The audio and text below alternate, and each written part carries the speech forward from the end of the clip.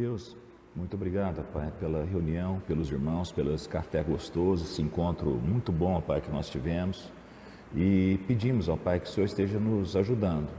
Agora que nós vamos abrir, ó Pai, a Tua Palavra, para que não seja somente aumento, ó Pai, de conhecimento, para atiçar a nossa especulação, a nossa curiosidade, mas que a Tua Palavra, ó Pai, nos leve mais próximos do Senhor, ó Pai, para que nós possamos compreender todas as coisas, ó Pai, e assim termos uma fé, ó Pai, Senhor Deus, uma fé com uma consciência boa, sabendo, ó Pai, que é o Senhor que está no controle de todas as coisas e que, independente, ó Pai, o que quer que aconteça, ó Pai, à nossa volta, ó Pai, conosco, é o Senhor que conduz as nossas vidas. E a Tua Palavra diz, ó Pai, que é o Senhor que nos conduz em segurança, ó Pai, para a nossa herança, Pai, nossa herança eterna. Que o Senhor mova da Tua vontade no nosso meio, ó Pai, que nós possamos sermos, ó Pai, abençoados pelo Senhor, ó Pai, e cada vez mais crentes, ó Pai, na Tua Palavra, no nome de Jesus. Amém. Então, a gente está vendo as cartas, né, desse livro maravilhoso, que é o livro de Apocalipse, que conta, né, a história entre a primeira vinda de Jesus e a segunda vinda de Jesus, de várias maneiras diferentes, mostrando que nós estamos vivendo num tempo, né, maravilhoso da possibilidade da salvação, onde Jesus está salvando pessoas, onde as portas da salvação estão abertas, né? E também a advertência, né, que embora nós estamos vivendo nesse tempo, existe um momento que vai ser fechado e que virá o juízo. Então, é uma oportunidade que não está aberta, né, ad eterno, né? Então, nós estamos vivendo o ano aceitável do Senhor, que são os últimos dias, né, os dias de salvação, mas o último dia, que é o dia de juízo, né, o dia da ira de Deus, então isso ainda não chegou. E nós vamos ver no Apocalipse, eu acho que não sei se vai dar tempo hoje, né, muitas vezes perguntas que nós temos. Por exemplo, quando a gente ver a parte lá que vai ser a sala do trono, a coração do cordeiro, né, capítulo 4, a sala do trono, 5, coração do cordeiro, e 6, os selos das histórias. Por exemplo, uma pergunta, né, que eu tinha há muito tempo, né, e que responde claramente, né, o que está acontecendo com as pessoas, as almas daqueles que morreram, né? Será que eles têm consciência, eles estão dormindo, né? E nós vamos ver lá no capítulo 6 que eles estão perfeitamente conscientes, não estão com amnésia, não estão alheios, né, àquilo que está acontecendo, mas eles estão sabendo exatamente, né, estão até perguntando para Deus até quando, né? Eles estão pedindo aquilo que todo justo pede, né, que o tempo venha logo, né, o tempo de juízo, né, sobre essa terra, e no dizer deles lá, ser o tempo de vingares, né, a morte daqueles que derramaram, né, o nosso sangue, né? Então, e lá no versículo, lá no capítulo 20, né, vai aparecer a mesma coisa de novo, mas mostrando que eles estão reinando, né, com Jesus Cristo. Nesse tempo, né, da primeira vinda de Jesus até a segunda vinda de Jesus. Então eles ainda não estão plenos porque eles não têm corpo, né? Então eles estão nos céus, né? Então as almas estão no céu, mas quando vier o novo céu e a nova terra, quando vier a ressurreição, então todos eles, né, receberão um corpo novo, e esse corpo novo é um corpo semelhante de Jesus, e aí nós habitaremos, né, nesses novos céus e nessa nova terra onde habitará, né, a justiça, onde o próprio Jesus Cristo vai nos conduzir. Por enquanto nós estamos aqui vendo, né, as 3 últimas cartas, que é a carta à igreja de Sardes. Então está escrito: ao anjo da igreja em Sardes escreve: estas coisas diz aquele que tem os 7 Espíritos de Deus e as 7 estrelas. Conheço as tuas obras, que tens nome de que vives, estás morto, né? Ser vigilante e consolida o que estava para morrer, porque não tenho achado íntegras as tuas obras na presença do meu Deus. Lembra-te, pois, do que tens recebido e ouvido, guarda-o e arrepende-te, porquanto, se não vigiares, virei como ladrão, e não conhecerás de modo algum em que horas virei contra ti. Tens, contudo, em Sardes umas poucas pessoas que não contaminaram as suas vestiduras e andarão de branco junto comigo, pois são dignas. O vencedor será assim vestido de vestidura branca, de modo nenhum apagarei o seu nome do livro da vida. Pelo contrário, confessarei o seu nome diante do meu Pai e diante dos seus anjos. Quem tem ouvidos, ouça o que o Espírito diz às igrejas. É interessante falar assim, né? Uma carta para cada igreja, mas quem tiver ouvido, ouça o que o Espírito diz às igrejas. Então a gente tem de ouvir o quê? Todas as cartas às igrejas. Porque na verdade aí está toda a mensagem de Jesus para a sua igreja. Embora sejam várias igrejas, né? Mas a mensagem é uma só. Essas igrejas, elas são avaliadas por Jesus, não por relatório que alguém traz, mas porque Ele próprio anda no meio dessa igreja, Ele conhece muito bem. Ele sabe exatamente o que está acontecendo em cada igreja. E aí tem os elogios de obras, de perseverança, de discernimento, mas também tem as advertências das coisas que não estão bem ou das coisas que estão ruins. E particularmente, assim, os problemas que as igrejas tinham basicamente são três. Um de natureza externa, que é a perseguição. E embora seja o que às vezes muita gente mais reclama, mas é o mais fácil, porque não diz respeito que é a conduta interna, mas diz respeito que é as circunstâncias externas. E os outros problemas? Pessoas que ensinam coisas erradas. Pessoas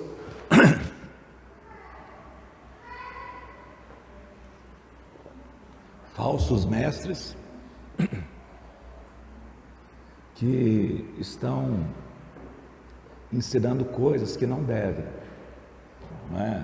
O sacrifício a ídolos, né? Comer coisas sacrificadas a ídolos, prática de prostituição, e também a questão da pessoa às vezes querer viver uma vida cristã sem pagar o preço de levar isso a sério, de saber que a gente perde essa vida, mas a gente ganha outra. Aqui a gente não pode fazer tudo, mas nós não vamos sair no prejuízo. Por quê? Porque o melhor está por chegar. O nosso Senhor Jesus, Ele não procurou ganhar essa vida aqui. O que Ele procurou fazer? Ser obediente com aquilo que era o projeto de Deus para a vida dele. Então, como seguidores de Jesus Cristo, nós devemos andar o quê? Pelo mesmo caminho. Ele mesmo fala que existe uma porta larga e muitos entram por ela e se perdem. E existe uma porta estreita, um caminho apertado, mas que esse caminho, ele leva à salvação. Aqui em Sardes, eles não tinham problema doutrinário. Qual que é o problema que eles tinham aqui?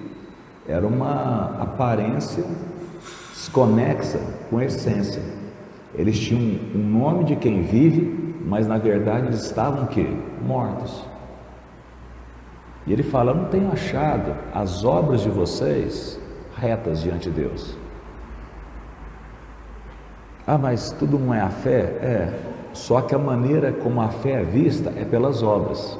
As obras mostram a fé de uma pessoa, e as obras deles estavam retas. Então ele falou assim: olha, o único elogio que Sardes recebe tem algumas poucas pessoas, que não contaminaram as suas vestes.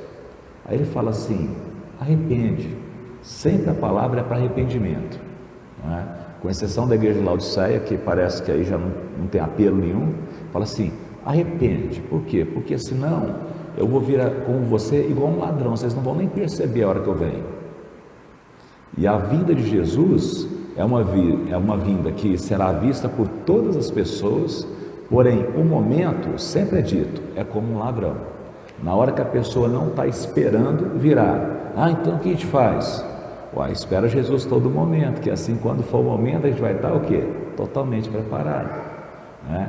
Então não é uma coisa de apavoramento, mas é algo de diligência, da gente levar a sério aquilo que é, né, o nosso chamamento. Aí ele fala que essas pessoas que não contaminaram suas vestes vão andar juntamente com ele com roupas brancas, porque são pessoas dignas, né? E aí ele, então é arrependimento, né? E fala que aqueles que vencerem de modo nenhum ele vai apagar o nome do livro da vida. Aqui ele não está falando que é possível apagar, ele está só falando que existe uma segurança realmente na salvação. Porque tem gente que fala, ó, é possível perder a salvação, porque aqui fala que ele não vai apagar, mas aqui está falando que ele não vai apagar. Não tem nenhum lugar na Bíblia que fala que ele vai apagar, né? Então é algo que traz assim muita força, né? Muito ânimo para a pessoa que entender o seguinte: olha, eu não estou jogando a vida fora quando eu me entrego a Jesus e quando eu levo a sério o que ele diz. Porque ele fala que de maneira nenhuma ele me lançará fora. E aqui ele fala, de maneira nenhuma ele vai o quê? Apagar o nome do livro da vida. Mas ele vai confessar o nome diante do Pai e também dos anjos. Quem tem ouvidos, ouça o que o Espírito diz às igrejas.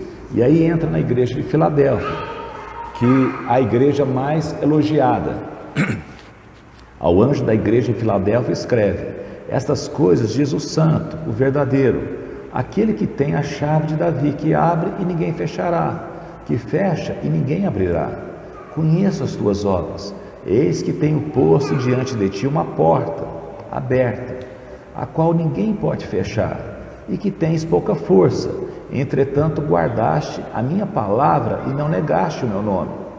Eis farei que alguns dos que são da sinagoga de Satanás, desses que a si mesmos se declaram judeus e não são, mas mentem, eis que vos farei vir e prostrar-se aos teus pés, e conhecer que eu te amei, porque guardaste a palavra da minha perseverança, também eu te guardarei da hora da provação que há de vir sobre o mundo inteiro, para experimentar os que habitam sobre a terra.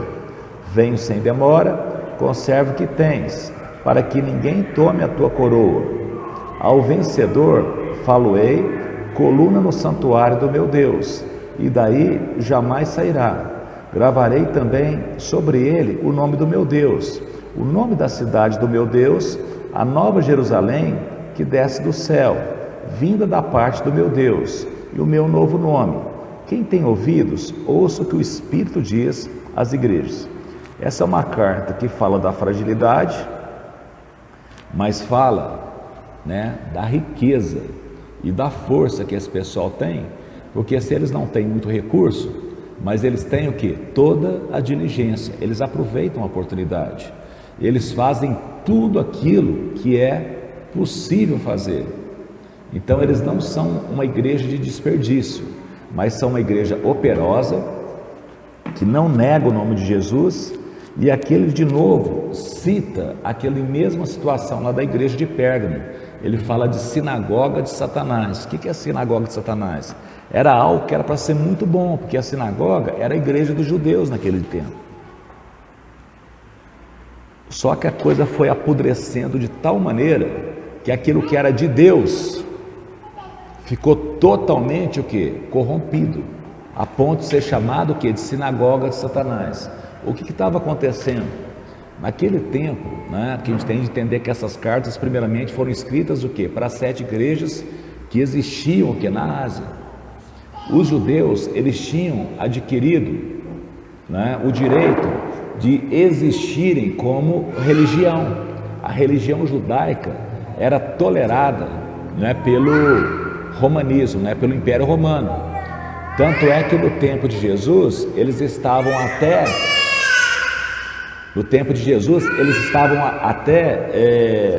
construindo um templo muito suntuoso, o templo lá, reconstruindo o templo. E qual que era o objetivo de reconstruir o templo, né? Era de fazer uma média com os judeus, né? Porque a conversa era muito simples. Olha, nós deixamos vocês servirem, fazer o culto de vocês, mas vocês não criem problema, nada de revolta, nada de rebelião, quem manda é o César, vocês pagam os impostos direitinho e pode fazer aí, pode ficar aí vocês judeu, fariseu, saduceu, escriba, fica aí e tal, mas assim, não extrapolem. E o cristianismo parecia que ia ser somente o que? Mais uma seita judaica. Só que o cristianismo começou a crescer demais da conta. E aí os judeus se tornaram o quê? Delatores. Eles falaram: olha, esses cristãos aí, ó, eles não honram Roma. Eles têm um rei e esse rei é Jesus. Então, o irmão mais velho delatando o quê? O irmão mais novo. Então, uma das causas da perseguição que foi é exatamente o que os judeus que trouxeram Jesus aqui nessa terra, né, apontando e delatando o quê? As pessoas que haviam se convertido a Jesus Cristo. As causas das perseguições eram, a gente sempre pensa, né? Por que perseguia daquele jeito? Por que morria daquele jeito? É por conta que naquele tempo já tinha o quê? Fake news. Por exemplo, eles falavam que os cristãos eram rebeldes a Roma. Não, só entendia que o César não era imperador, mas não era um rebelde. Outra fake news que tinham lá: olha, esses cristãos, eles são canibais. Porque quando eles se reúnem, eles vão lá e comem a carne de alguém e bebem o sangue de alguém. Então eles são gente perigosa, eles praticam o canibalismo, né? Outra fake news que corria na época era o seguinte: ó, esses cristãos são gente esquisita, porque eles casam irmão com irmã, porque a gente tem mania de chamar irmão, né, irmã para cá e tal, né? E como casava tudo, faz esse povo atrapalhar da cabeça, aí é um perigo, isso aí tem que ser extirpado. Então essas eram as causas que de maneira distorcida trouxeram o quê? A perseguição à gente santa, que eram os cristãos. E aqui fala então que Jesus vai fazer com que aqueles que são dessa sinagoga reconheçam, quer dizer, os judeus que estavam delatando, eles vão reconhecer, né, e vão se prostrar, uma coisa que só faz diante de Deus. E Jesus fala assim: olha, eles vão ficar totalmente constrangidos, vão reconhecer, né, quem vocês são. Eles mentem, e eu farei os vir e prostrar aos teus pés, e reconhecer que vocês são amados por mim. Porque vocês guardaram a palavra da minha perseverança, eu também te guardarei da hora da provação que há de vir sobre o mundo inteiro. O que ele está falando aqui? Ele está falando aqui de um tempo pequeno que vai acontecer antes da volta de Jesus, que é chamado de a grande tribulação. Um tempo de tribulação como nunca houve no mundo, nem jamais haverá. É como se fosse o momento do parto. Jesus descreve essa era que nós estamos vivendo como uma mulher que está grávida. Então ele fala dos princípios das dores, que são os terremotos, que são os cataclismas, né? Que são as guerras, e isso sempre aconteceu, e até Jesus voltar vai acontecer. Só que ele fala que no pouco tempo que antecede a vinda dele, aí sim o Satanás ele será solto. Também tem alguns demônios que estão presos lá no Tártaro. O que é Tártaro? São 3 nomes na Bíblia que fala de inferno. Um chama Hades, que é o lugar das almas dos mortos que morreram sem Jesus, que lá já sofrem tormentos, né? Aquela parábola do rico e do Lázaro, onde o rico estava. Tem o Tártaro, que é o lugar onde alguns demônios foram aprisionados, e a gente não sabe o motivo e nem sabe onde fica. Fala que fica perto do Eufrates, mas a gente não sabe aonde que é essa prisão. Mas que esses demônios também serão soltos, mas não é para ninguém ficar apavorado, porque lá fala que eles não vão atormentar aqueles que são selados por Deus, mas eles vão atormentar aqueles que têm o quê? A marca da besta, do anticristo. É curioso que eles vão fazer mal o quê? Para eles mesmos. E o terceiro nome de inferno que existe é Guiena, que é o lago do fogo e do enxofre, que é o lugar onde o grande dragão vermelho, que a gente vai ver mais para frente, que era a antiga serpente, Satanás, o diabo, vai ser lançado juntamente com a morte, com o inferno e com todas as pessoas que não foram achadas e inscritas no livro da vida. É isso que a palavra de Deus diz, né? Então aqui diz que há um momento de provação que virá. O que é isso? Quando a mulher chega nas contrações do parto, é um momento de muito o quê? Turbulência. É um momento terrível. Quem teve, né, parto normal, porque hoje nem todos os partos são normais, o pessoal costuma marcar, mas é um momento que de muita aflição e que cessa quando a criança nasce, e aí parece que todo aquele sofrimento que é esquecido. E Jesus fala que o novo céu e a nova terra vai nascer dessa maneira. Então, um período que antecede vai ser extremamente intenso. Ora fala de 3 anos e meio, ora fala de 3 dias e meio, ora fala de 1260 dias.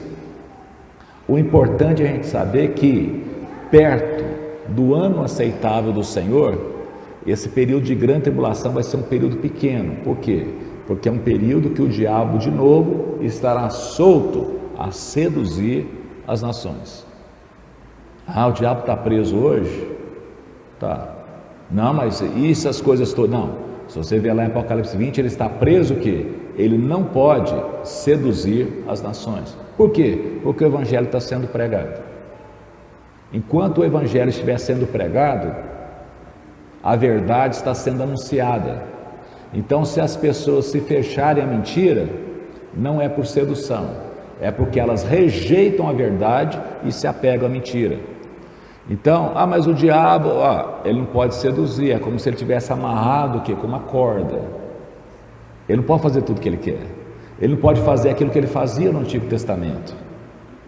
Por quê? Porque o evangelho está sendo pregado, vai ser pregado que a toda criatura, quem crê será salvo e quem não crê será condenado. Mas e o reino milenar de Jesus? Nós vamos falar sobre o reino milenar depois. Como é que a gente pensa, alcança, não que a gente desrespeita quem pensa diferente, porque nesses assuntos aqui nós não estamos tratando de fundamentos para a salvação. Nós estamos analisando que a interpretação das profecias, da revelação daquilo que Deus nos deu. E o importante é que a pessoa tenha muita clareza de pensamento e muita piedade. Não adianta a gente conhecer tudo se a gente não for crente, se a gente não viver na prática. Pelo contrário, a nossa condenação ainda vai ser mais justa, porque sabendo, desprezou. Então, esse esforço no Conhece Sua Bíblia, que nós estamos fazendo aqui, é no sentido de a gente procurar entender mais. E se algum irmão, de alguma maneira, tiver alguma pergunta, ou a gente começar a falar alguma bobagem aqui, ou quiser saber mais, o importante aqui não é o que eu penso que eu alcancei, é o que nós juntos vamos alcançar, o quê? Da Palavra de Deus. A maneira como nós vamos ser mais de Deus, à medida que nós nos apropriamos da Sua Palavra. Então, aqui fala que aqueles que não negam o nome de Jesus, aqueles que aproveitam a oportunidade, essa igreja, ela vai ser preservada da hora, da provação que virá sobre o mundo inteiro. Está falando de arrebatamento? Não, está falando de uma preservação. Aqui não está falando de arrebatamento, está falando assim que eu vou te guardar. Mas não está falando que vai guardar porque vai levar embora. Não sei se a pessoa vai ficar invisível, eu não sei, pode até ser de levar embora, mas não é isso que está sendo dito aqui. E essa aprovação, ela vem para quê? É para secar o bagaço mesmo. É como você pegar aquela laranja que você está espremendo para tirar o caldo e ver se tem mais alguma coisa para tirar. Por quê? Porque depois não vai ter mais salvação, não. Então a aprovação é tipo assim: escuta, de que lado que você está, camarada? Conserve o que tem, que ninguém tome a sua coroa. Ao vencedor, olha que bonito que ele fala: o vencedor será a coluna do santuário do meu Deus, daí jamais sairá. Gravarei também sobre ele o nome do meu Deus, o nome da cidade do meu Deus, a nova Jerusalém, que desce do céu, vinda da parte do meu Deus, e o meu novo nome. Que novo nome é esse que Jesus tem? Provavelmente deve ser o nome de Leão, da tribo de Judá, porque até então Jesus é conhecido como o Cordeiro de Deus que tira o pecado do mundo. O que quer que seja isso, mostra uma intimidade muito grande de Jesus com os fiéis. A intimidade do Senhor é para aqueles o quê? Que o temem. Quem tem ouvidos, ouça o que o Espírito diz às igrejas. E aí vem a última igreja, né? Que tem muito a ver o quê? Com a igreja contemporânea, né? Que é a igreja de Laodiceia. Ao anjo da igreja de Laodiceia escreve: estas coisas diz o amém. Quando é que a gente fala amém? Não é no final da oração, não é no final de tudo? Então olha aqui, ó. Essas coisas diz o amém. A testemunha fiel e verdadeira. O que é uma testemunha fiel e verdadeira? É a pessoa que anda na integridade e pode muito bem o quê? Sofrer todas as injustiças, mas ela não abandona a sua justiça porque ela está sofrendo injustiça. Às vezes ela sela com a própria vida, de maneira injusta, a fé que ela tem. Então, a testemunha fiel e verdadeira, o princípio da criação de Deus. Então aqui Jesus é apresentado como o fim, amém. A testemunha fiel e verdadeira e o princípio, ou seja, aquele que há de vir, aquele que é e aquele que era, né? Então está mostrando que dá perenidade de Jesus. Conheço as tuas obras. E aqui ele pega pesado, que nem és frio nem quente, né? Não sou fanático, mas estou aqui, né? Então a pessoa que a média, aqui é a média, quer andar no meio, né? Quer passar. Assim, porque você é morno, nem quente nem frio, estou a ponto de vomitar-te da minha boca, ou seja, você me dá gastura. Porque você diz: estou rico e abastado, preciso de coisa alguma, e você não percebe, não sabe que você é um infeliz, um miserável, um pobre, um cego e um nu. O que ele está falando? Eu não olho a aparência, eu olho o coração. Não é da aparência que eu me agrado, mas é da intimidade, eu conheço. É Ele que sonda as mentes e os corações. Eu aconselho que você compre ouro refinado para enriqueceres, vestiduras brancas para vestires, a fim de que não seja manifesta a vergonha da tua nudez. Eu aconselho que você compre colírio para ungir os olhos, a fim de que você enxergue. Curioso aqui, tudo esse comprar, né? A salvação não é de graça. É porque aqui não está falando de salvação. Ele está falando exatamente da pessoa que valorizar aquilo que a salvação é. A gente é salvo para quê? Para ir para o céu. Não é salvo para ir para o céu. Nós somos salvos para sermos o quê? Os filhos, as filhas de Deus. Nós somos salvos para ser família de Deus. Então nós devemos nos deixar o quê? Educar no reino de Deus. Então nós devemos passar por educação, né? Todo desafio que os pais têm com os filhos, não é para os filhos serem filhos, é para os filhos serem educados. E os filhos podem tanto submeter quanto se rebelar à educação. Então o que vai custar? Vai custar muita, às vezes, humilhação, humildade, o quê? A gente submeter para a gente aprender como é que a gente se torna um filho que serve, né? Porque tem filho que não serve, tem filho que quer ser servido. Então Deus, Ele não quer ser servido por servos, mas os filhos dele devem servir. E a salvação é nós nos tornarmos filhos. E a santificação é um processo que a gente vai ficando apto ao serviço. Só que não é assim, eu me torno apto, depois eu vou servir, é tudo junto e misturado. Deus está fazendo uma obra em nós e uma obra através de nós ao mesmo tempo. Eu não estou pronto e você não está pronto. Então Deus está nos aprontando e aprontando outros através de nós. Então aqui que Jesus fala assim, olha, não seja negligente, né? Deixa a vida me levar, empurrando com a barriga, porque isso é ser morno. Olha, eu nem sou, chega lá o censo e fala assim, olha, eu sou um cristão não praticante, é mais ou menos isso, né? A gente falava que eu sou católico não praticante, sou evangélico não praticante.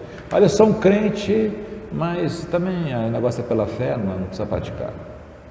Então, eu falo assim, olha, ser zeloso, muda sua cabecinha, arrepende-te.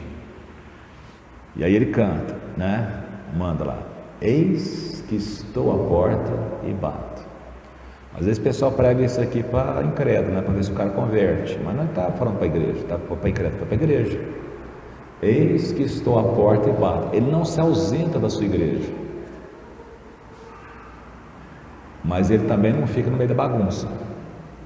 Então, eis que estou à porta e bato. Se alguém ouvir a minha voz e abrir a porta, entrarei em sua casa e cearei com ele e ele comigo.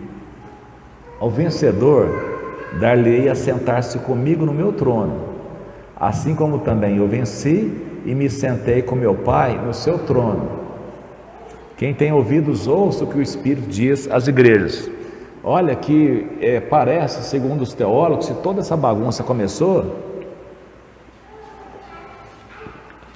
porque alguém queria subir aos céus e se assentar no trono de Deus. E aqui mostra que Deus não tem nenhuma dificuldade com alguém assentar no trono dele, só que não é com usurpação, é a pessoa seguindo o quê? O processo correto. E qual que é o processo? É vencer. E o que é vencer? Escutar o que Jesus fala, só isso. É só pôr em prática, é saber o que o Jesus está falando, não é porque está nervoso, é porque é aquilo ali pronto. Quem tem ouvidos para ouvir, ouça o que o Espírito diz às igrejas. Então essa questão de não ouvir e achar que está tudo certo, porque eu estou lá no meio, porque eu participo disso, porque eu faço aquilo outro, porque eu dou dízimo, porque eu dou oferta e tal, isso a pessoa está confiando em coisas que não vai sustentar. As minhas palavras são fiéis e verdadeiras, as minhas ovelhas ouvem a minha voz e não vão seguir o estranho. E aqui ele fala, ouça, ouça, ouça. Às vezes a pessoa fica entretida com tantas coisas e não ouve.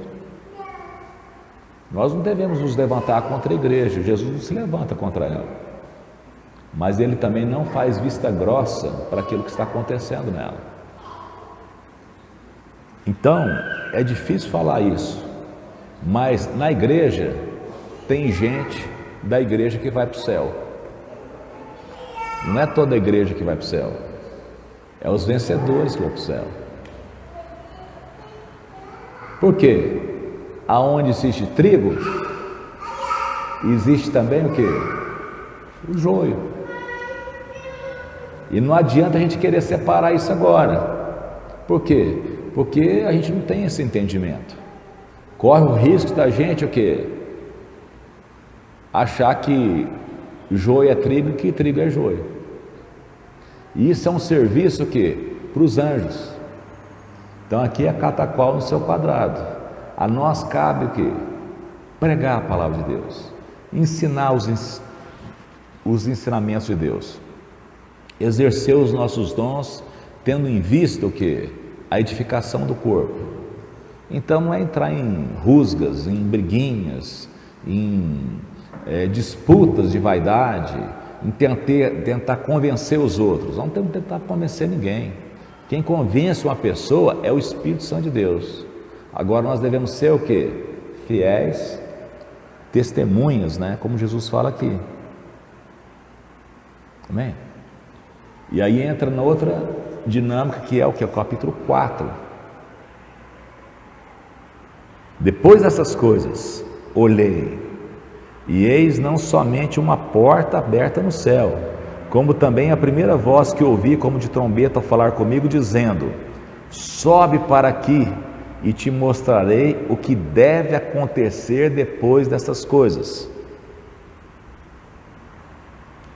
Então, essa voz de trombeta era a voz de Jesus, que ele tinha a visão que ele teve lá no capítulo 1. Imediatamente me achei em espírito, e eis armado no céu um trono, e no trono alguém assentado, e esse que se acha sentado é semelhante no aspecto à pedra de jaspe e de sardônio. Né? Vocês pegarem aí no Google aí, né? E colocar lá jaspe, né?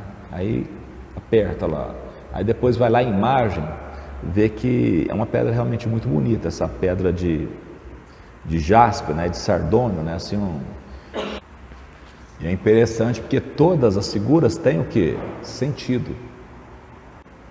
Então, quem estava sentado no ir, olha, aqui você pode ver que como é uma linguagem de visão do céu, as palavras não são exatas, porque nós não temos como descrever as coisas dos céus com as palavras aqui da terra, porque no céu existe perfeição e aqui não, porque tudo vai começar o que? É o sangue.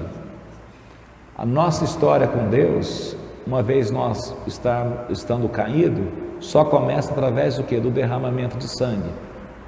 Apareceu aí? Essa aí, sardônio, né? Pois é. Então, aí mostra uma cor, tem muito a ver o que? Com sangue. Tá?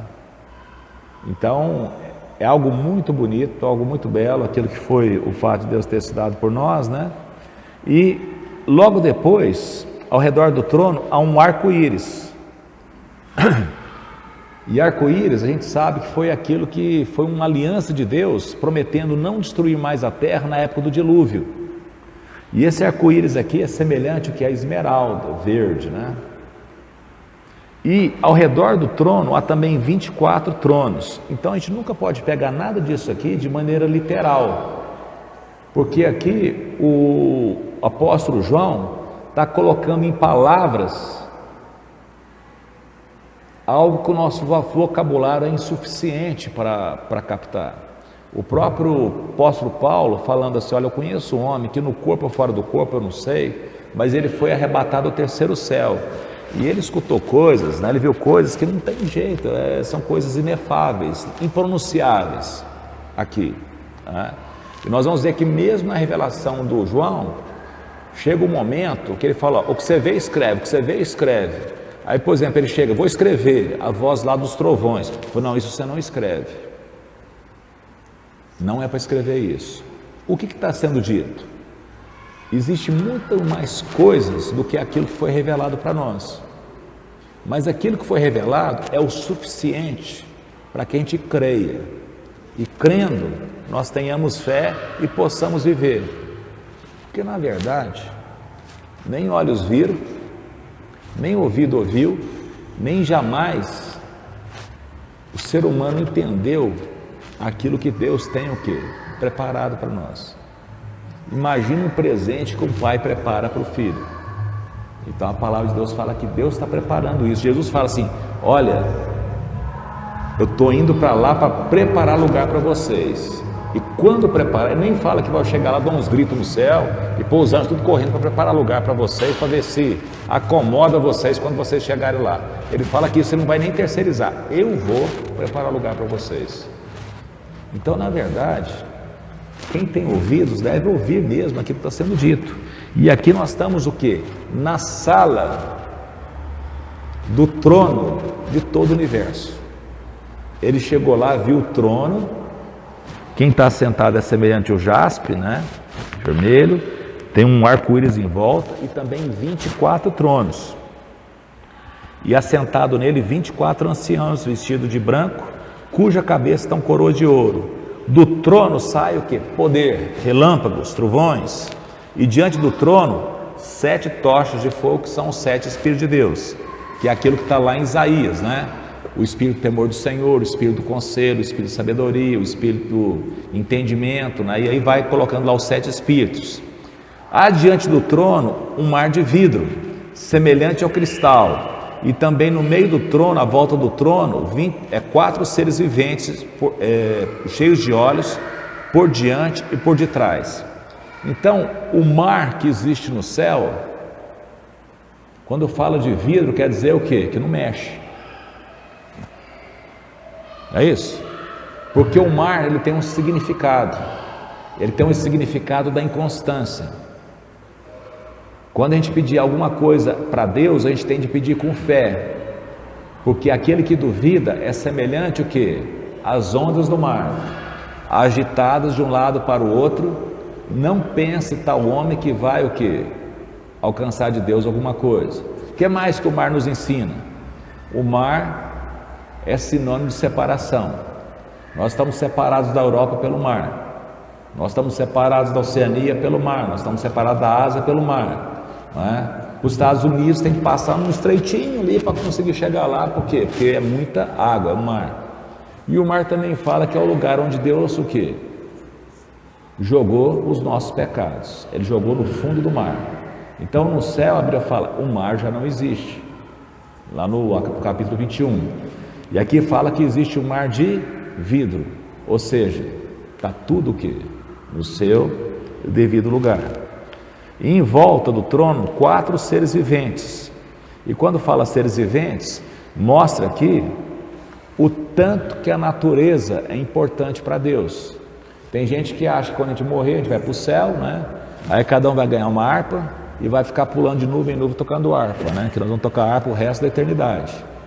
Não, aqui fala que tem 4 seres viventes. O primeiro é semelhante ao leão, o segundo semelhante ao novilho, quer dizer, um é um animal selvático, né, vamos dizer assim, o outro é doméstico, novilho, o terceiro como de homem, e o quarto é semelhante que águia. Então tem um representante daquele que voa também, não é?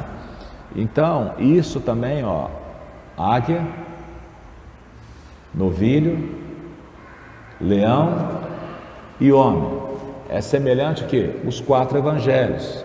O evangelho de Mateus apresenta Jesus como rei, o leão fala da realeza. O evangelho de Marcos apresenta Jesus como um servo e um boi, né? Antigamente tinha um carro de boi. O boi era amarrado para ficar movendo o quê? Moinho. O evangelho de Lucas apresenta Jesus como filho do homem, tá aí, rosto de homem.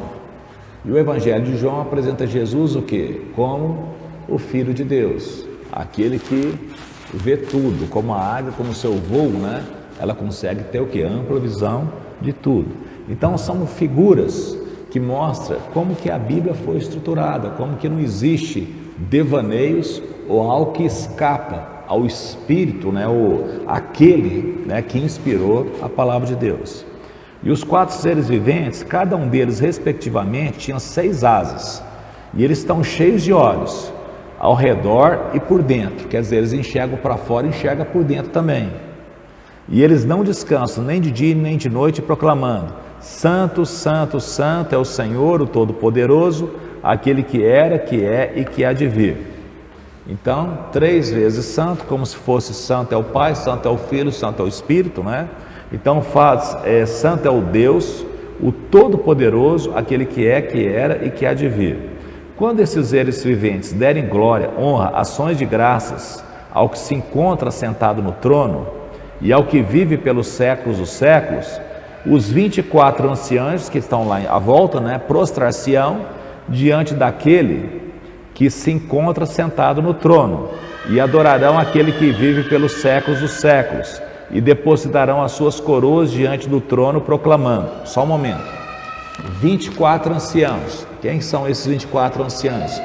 São os representantes o quê? Das 12 tribos de Israel, que é o povo de Deus antes de Jesus, e dos 12 apóstolos, que é o fundamento da igreja. A igreja é fundamentada na doutrina o quê? Dos 12 apóstolos. Ah, o Judas entra? Não, o Judas não entra. Ah, e quem que entra? Eu acredito que provavelmente o Paulo. Ah, mas e o Matias? O Matias, eles escolheram lá, fala dele, mas depois não tocam no assunto, né? E parece que Jesus desce e busca o apóstolo Paulo. Então, provavelmente o quê? Esses 12 apóstolos. Ah, e o apóstolo que está lá em São Paulo, o apóstolo que está cheio de apóstolo hoje, né? Olha, parece que as cadeiras estão ocupadas, né? Então, E apóstolo também, para ser apóstolo, a pessoa tinha que ter visto Jesus ressuscitado, né? Então, para essas pessoas terem visto Jesus ressuscitado aí, são pessoas que devem ter pelo menos 2.000 anos de idade, né? Então, se deve ter nascido no primeiro século, né? Para poder ter as credenciais, né, de apóstolo. Ah, mas eles falaram que são. Tem gente que fala que é Napoleão, né? Tem gente que fala que é outra coisa. Então, nós não vamos entrar no meio. Cada um vai dar conta, não querer entrar nisso, né? Mas aqui fala que existe 24 tronos e que 12 são de patriarcas, 12 são de apóstolos, né? Então, como é que vai ser isso aí? Não sei. Se o povo imagina que vai ter aquela dança das cadeiras para ver quem fica. Eu não sei como é que vai ser. Parece que a palavra Isso. aqueles que estão lá depois. É aqueles que selaram com a sua própria vida, ou como o apóstolo Paulo fala, nós apóstolos fomos colocados por últimos. Então, eles não são os gerentes, eles não são as pessoas que foram colocadas assim, em evidência, pelo contrário. Com exceção do apóstolo João, que morreu de morte natural, todos os outros apóstolos, eles morreram pelo viés do martírio, né? E martírio é uma palavra que perdeu muito sentido. A gente pensa numa pessoa triste, né, sofrida, que fica se martirizando. Não, um martírio é uma pessoa que é fiel, é uma testemunha fiel e que muitas vezes, pela sua fidelidade, ela é morta de maneira injusta. Ou seja, a causa dela é justa, mas a morte dela é injusta. Por isso que eles estão lá clamando: Senhor, até quando o Senhor vai demorar o quê? Para vingar a nossa morte daqueles que nos fizeram mal na terra. Então esses 24 anciãos, eles não vão nem ficar com a coroa na cabeça. A realeza, a grandeza daquele que se assenta no trono é tão grande que, embora eles estejam com coroas na cabeça, na hora que os seres viventes estão lá naquela adoração, eles se recusam a ter qualquer glória para si. Eles tiram a coroa e se prostram diante daquele que está no trono e cantam, né? Aí vem o que? Eles vão proclamando, né? Aqui não fala cantar, fala proclamar. Tu és digno, Senhor, Deus nosso, de receber glória, honra, poder, porque todas as coisas tu criaste, sim, por causa da tua vontade vieram existir e foram criadas. Então aqui fala: tu és digno, Senhor, Deus nosso, de receber a glória, a honra e poder, por conta da criação. Então nós vemos aqui no capítulo 4 a sala do trono, aonde quem se assenta é o rei da criação. Só que nós sabemos que essa criação, ela está com um problema, porque embora Deus tenha criado tudo perfeito, hoje a criação não está perfeita, por conta do pecado. Então ele está sendo aqui agora adorado pela criação, mas nós temos o que? Essa situação.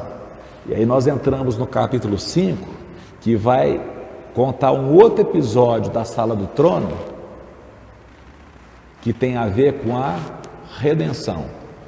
Então no capítulo 5 começa assim: vi na mão direita daquele que estava sentado no trono um livro, escrito por dentro e por fora, e todo selado com 7 selos. Vi também um anjo forte, que proclamava em grande voz: quem é digno de abrir o livro e de lhe desatar os selos? Ora, nem no céu, nem sobre a terra, nem debaixo da terra, ninguém podia abrir o livro, e nem mesmo olhar para ele. E eu chorava muito, porque ninguém foi achado digno de abrir o livro, nem mesmo de olhar para ele. Todavia, um dos anciãos me disse: não chores, eis que o leão da tribo de Judá, a raiz de Davi, venceu para abrir o livro e os seus 7 selos, 7 selos. Então vi no meio do trono e dos 4 seres viventes, e entre os anciãos, de pé, um cordeiro, como tendo sido morto. Ele tinha 7 chifres, bem como 7 olhos, que são os 7 Espíritos de Deus enviados por toda a terra. Veio, pois, e tomou o livro da mão direita daquele que estava sentado no trono. E quando tomou o livro, os 4 seres viventes e os 24 anciãos prostraram-se diante do Cordeiro, tendo cada um deles uma harpa e taça de ouro, cheia de incenso, que são as orações dos santos. Entoavam um novo cântico, dizendo: digno és de tomar o livro e abrir-lhe os selos, porque foste morto e com teu sangue compraste para Deus os que procedem de toda tribo, língua, povo e nação, e para o nosso Deus os constituíste reino e sacerdotes, e reinarão para sempre sobre a terra. Vi e ouvi uma voz de muitos anjos ao redor do trono, dos seres viventes e dos anciãos, cujo número era de milhões e milhares de milhares, proclamando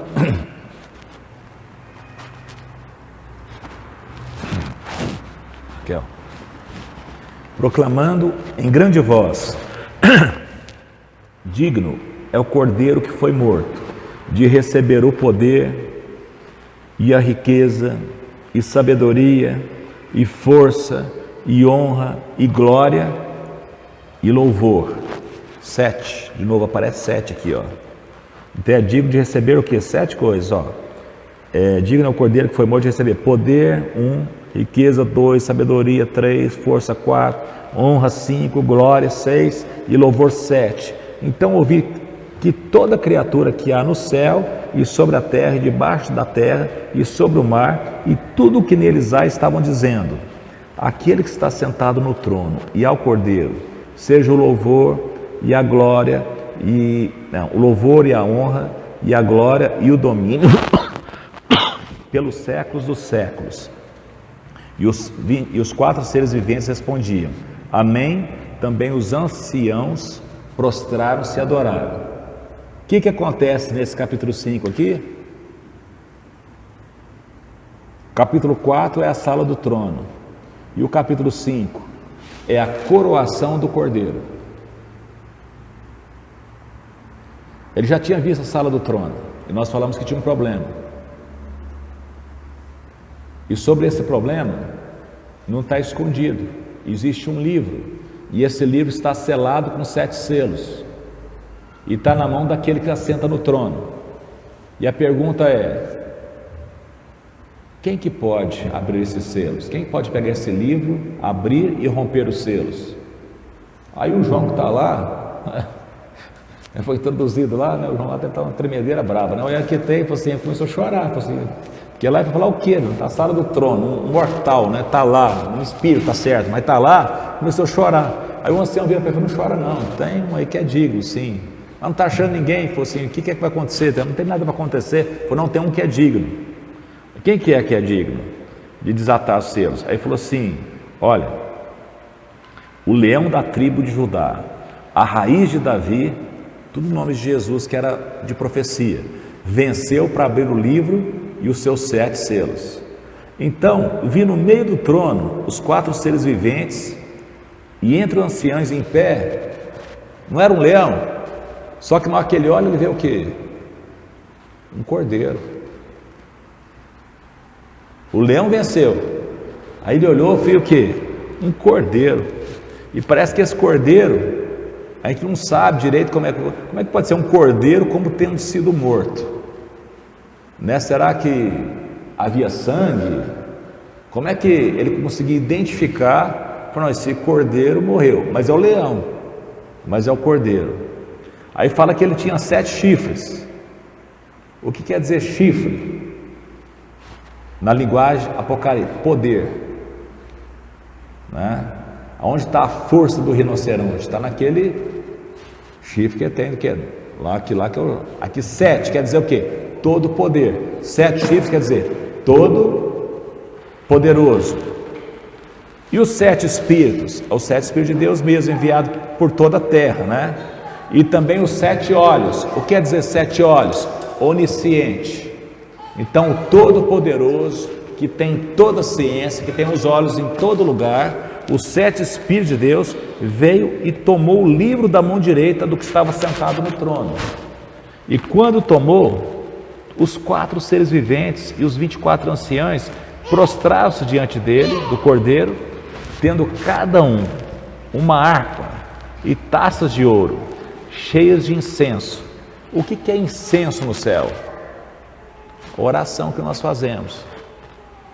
Às vezes a pessoa acha que não tem importância ela orar, mas aqui fala que as nossas orações são incenso e elas estão lá no quê?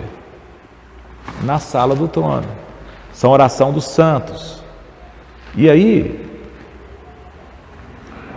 os 4 seres viventes, né, se prostraram-se, né, e entoavam um novo cântico dizendo: digno és de tomar o livro, abrir os selos, porque foste morto e o teu sangue comprou para Deus o quê? Os que procedem de toda tribo, língua, povo e nação. E para o nosso Deus os constituíste reinos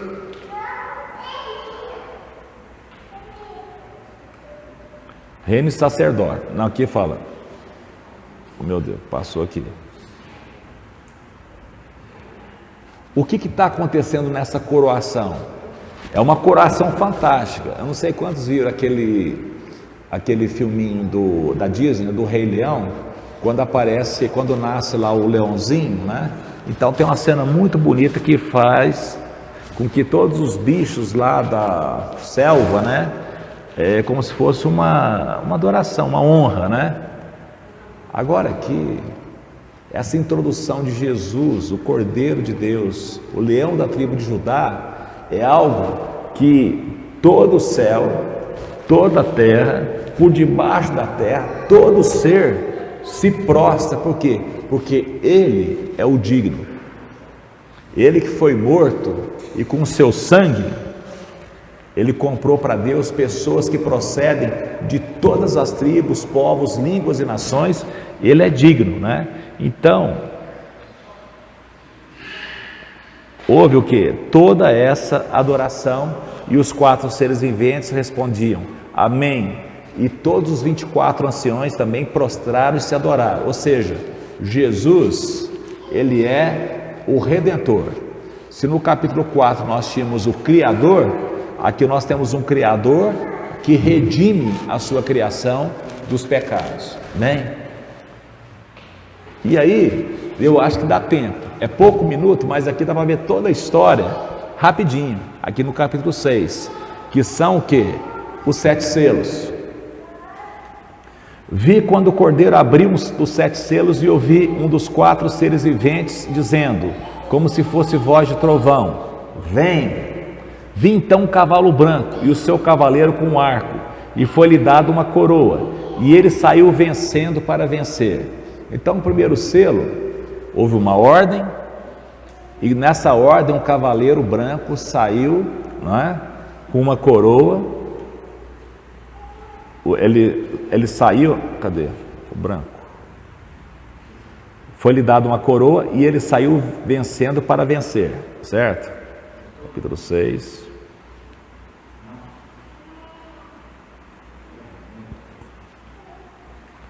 Então, um arco ele saiu vencendo para vencer. O que isso significa? A gente respeita quem pensar diferente, mas eu creio firmemente, né?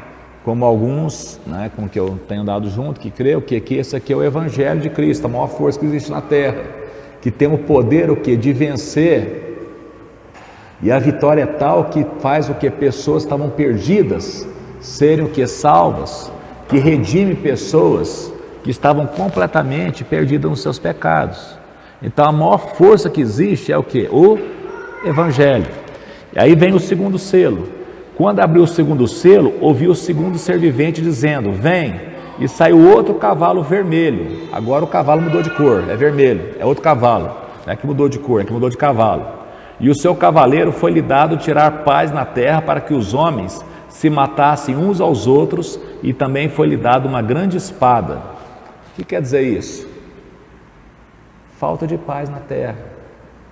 Está vendo que ninguém consegue? Pode pôr o governo que for. A briga é contínua e existe uma animosidade na terra. Então, enquanto tem um cavaleiro que foi soltado, que é o evangelho, para ser pregado, a terra, ela não vive o quê? Em paz. Aí o terceiro selo, quando abriu o terceiro selo, ouviu o terceiro ser vivente dizendo, vem. Então veio um cavalo preto, outro cavalo agora, e o seu cavaleiro com uma balança na mão. E ouvi como uma voz no meio de 4 seres viventes dizendo, uma medida de trigo por 1 denário, 3 medidas de cevada por 1 denário, e não danifiques o azeite e o vinho. O que quer dizer isso? Nunca vai ter o quê? Fartura tranquila. A economia parece estar sempre o quê? Faltando alguma coisa. Tem tempo de prosperidade, tem gente reclamando. Então as coisas não fecham. Isso é um dos selos da história. Não é questão, que falta organizar, que vai dar certo. Não. A injustiça é latente nesse mundo. Se existe uma animosidade, se existe uma guerra, também existe o que? Injustiça. E o Evangelho está sendo pregado. O quarto selo. Quando o cordeiro abriu o quarto selo, ouvi a voz do quarto ser vivente dizendo, vem. E olhei um cavalo amarelo. E o seu cavalo sendo esse chamado morte. E o inferno estava seguindo. E foi-lhe dada autoridade sobre a 4ª parte da terra para matar a espada, pela fome, com a mortandade e por meio das feras da terra. Vira e mexe, a gente ouve ouvir notícia o quê? Esquisita, né? O sucuri comeu um, né? Guerra, foi gente morta. Tem gente morrendo de fome. E isso é selo da história. Então, no meio aonde a pregação do Evangelho está acontecendo, nós vemos guerra, vemos uma economia caótica e vemos também o que? Cataclismas, guerras, que é esse cavalo que é amarelo. Quinto selo, quando ele abriu o quinto selo, vi debaixo do altar as almas daqueles que tinham sido mortos por causa da palavra de Deus e por causa do testemunho que sustentavam. Estavam onde? Debaixo do altar, e clamaram em grande voz dizendo, até quando, ó soberano Senhor, santo e verdadeiro, não julgas e nem vingas o nosso sangue dos que habitam sobre a terra? Então a cada um deles foi dada uma vestidura branca, e lhes disseram que repousassem, ainda por pouco tempo, até que também se completasse o número dos seus conservos e de seus irmãos que iam ser mortos, como igualmente eles foram. Então o quinto selo, o que é? A alma dos que morreram. Aonde que estão? Debaixo do altar, não estão no Hades, mas estão no céu, debaixo do altar. Estão dormindo? Não, aqui não tem nada de dormindo não, estão bem conscientes. Estão intercedendo por nós aqui na terra? Não, eles estão querendo é que Deus o quê? Frita logo tudo aqui. Então você vê, o cara fica pensando, né, que vai pedir para não sei para quem, para falar não sei com quem, para fazer um lobby no céu, para chegar até Deus, para ver se... Lá, rapaz, não quer saber disso não. Sabe o que eles querem saber? Deus, acaba com isso logo. Até quando que isso vai, Deus? Ele falou, não, até completar o número daqueles que vão ser salvos, vão ser mortos como vocês também foram mortos. Então cada um recebeu lá o quê? Uma roupa, né? Uma roupa, né? Ou seja, descansa um pouco mais.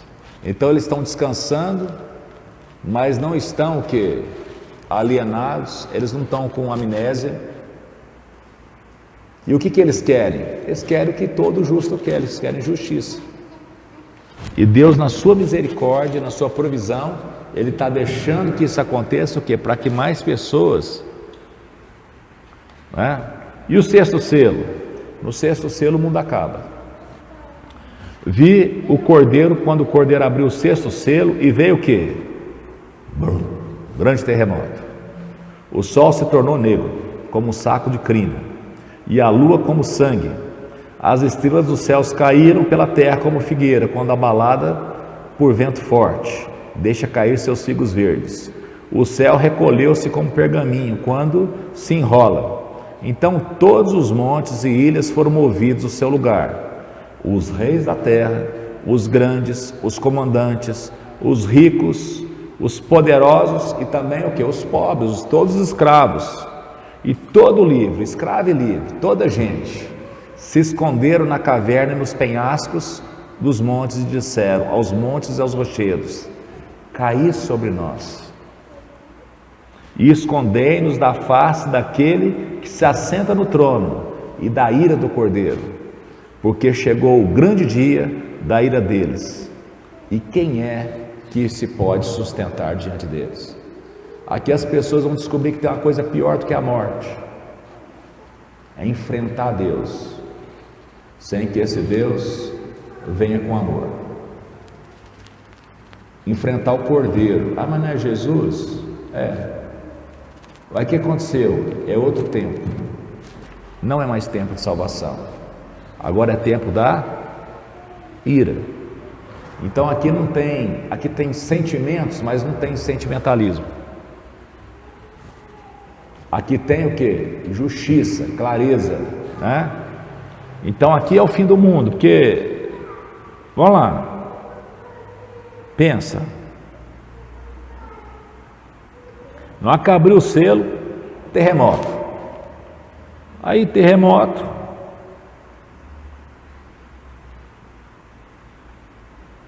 o sol escurece, fica negro, como saco de crina de cavalo, né? Então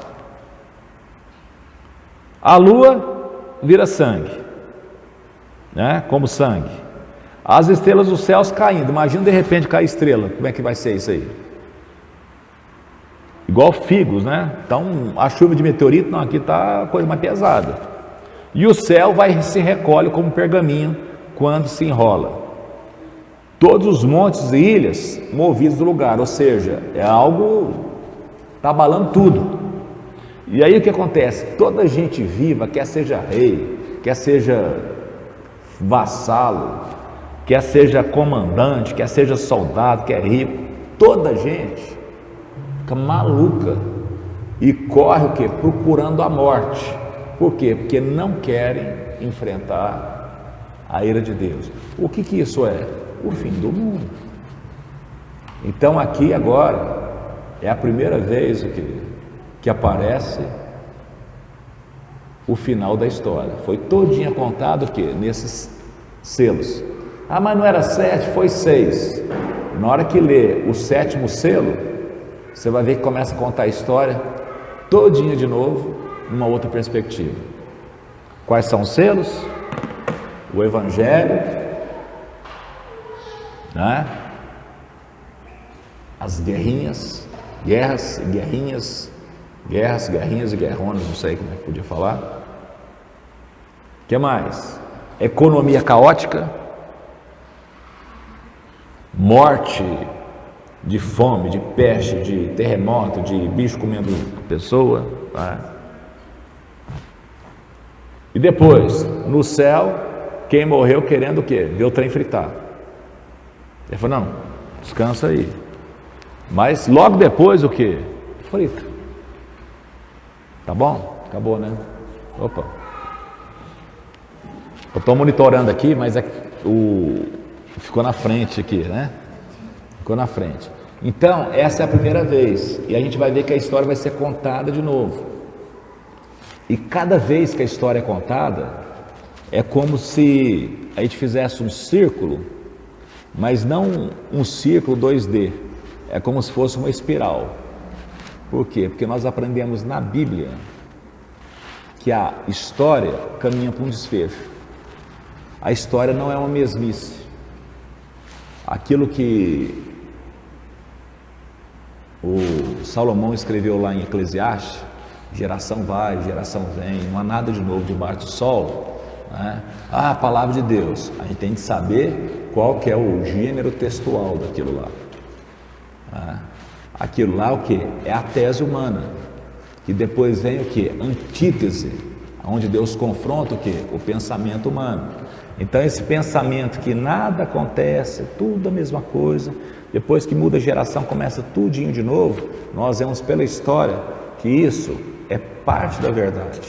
Porque se aparentemente existe, tem uma novela, né, daquele sujeito da peste bubônica. Aí depois eles vão juntar lá e conseguem chipar os médicos, faz lá um processo lá, e aí manda embora, acabou a peste bubônica. Aí no final o cara fala assim, é só uma questão de tempo para os ratos voltarem. Né? Porque todo filme de suspense é assim, né? Na hora que está tudo certinho, aí um dá um olhar meio torto lá, você fala, vixe, aquele lá possuiu agora, né? Aquele lá daqui a pouco ele, né, vai acontecer de novo, né? Então, parece que nada muda, mas muda. E a Terra está dando sinais claros que ela está o quê? Extremamente cansada. Como uma mulher grávida fica extremamente desconfortável pertinho da hora de dar luz. Então, pode levar 500 anos? Pode.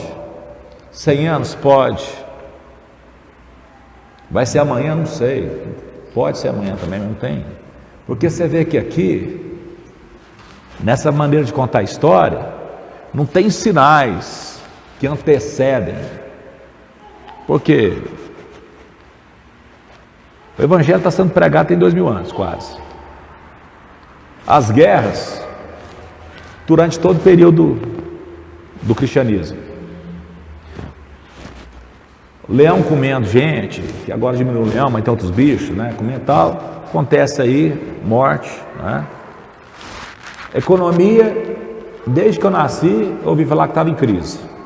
Né? E está sempre em crise. Agora vai mudar o governo, aí tem crise de novo. E lá fala que os mortos lá que morreram em Jesus não estão ajudando assim, pedindo para Deus, vamos mandar prosperidade para lá. Não, faz fritar logo. E aqui fala que vai e frita mesmo. Tá certo? Então, tudo que nós vimos aqui é no sentido que a gente procurar crer e ser fiel e ensinar os nossos filhos e ensinar as pessoas que quiserem escutar. A gente ser uma testemunha. Por quê? Porque esse mundo não é o céu, nem nunca vai ser. Nós aguardamos um novo céu e uma nova terra onde habita a justiça. Mas também a gente não vai ser o criador de casa desse mundo. O que nós vamos ser? Aqueles do cavalo branco que proclamam o Evangelho. Amém? Luísa, fazer oração.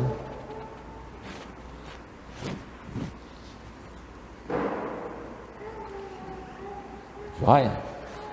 Só que antes de fazer oração, nós vamos cantar aquela música. Você ensina aquela música que estava cantando aqui mais cedo, do fruto do Espírito. Mas o fruto do Espírito é amor, alegria e paz, benignidade, amabilidade. Mas o fruto do Espírito é amor, alegria e paz. Vamos pegar essa parte, ó. Benignidade, benignidade, bondade e fidelidade. Olha que ela está cantando o fruto do Espírito, não é os frutos não. O fruto é um só. O Espírito é um só, fala de 7, né? E aqui ela está falando agora, o fruto do Espírito é. E aí fala de várias coisas, não é isso? Vamos lá de novo? Mas o fruto do Espírito é amor, alegria e paz, longanimidade, benignidade, bondade e fidelidade. Olha que legal.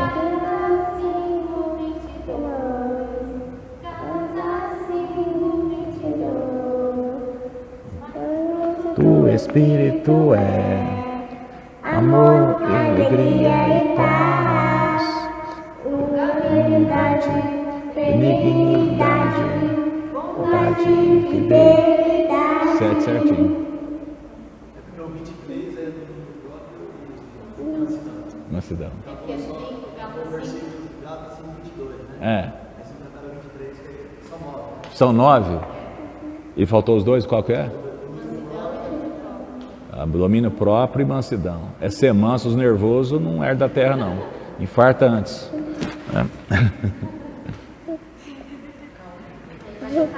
Qual que é o versículo que... Qual que é o versículo? Ah, você vai tocar aí? Então canta de novo que vai tocar lá.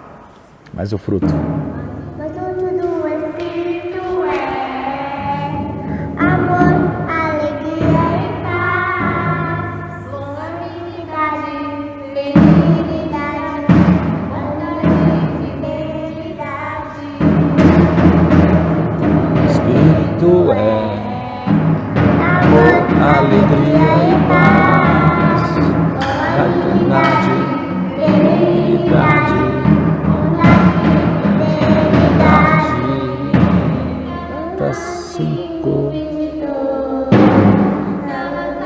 5:22. Amém. Amém. Já chega. Gabriel. Gabriel, já chega. Não, deixa não. Geralmente a irmãzinha se falar não, ele não escuta. Gabriel, daqui a pouco a gente volta, só um pouquinho, vai fazer oração, aí depois você bota para quebrar lá. Faz oração então. Papai do céu, abençoe todo mundo que estiver aqui. Obrigada por essa igreja. Em nome de Jesus. Amém. Amém. E qual que é o versículo? Filhinho, obedecer a voz dos pais, que esse é o mandamento de Deus. Vamos lá de novo? Filhinhos, obedecer a voz dos pais, que esse é o mandamento de Deus. então tá lá, vamos de novo. Filhinhos, obedecei os vossos pais, porque este, né? Filhinhos, obedecer a voz dos pais, que esse é o mandamento de Deus. mas você tem de pôr todo mundo para falar junto, como é que você vai fazer?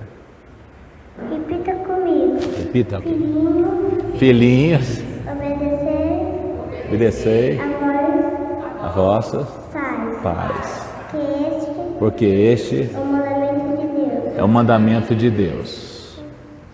Amém.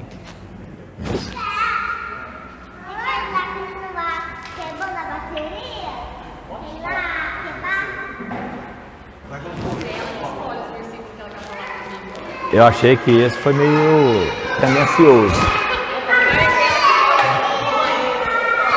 os versículos que eu falei ainda. Eu acho que dos filhinhos eu ainda não falei, pastor. É.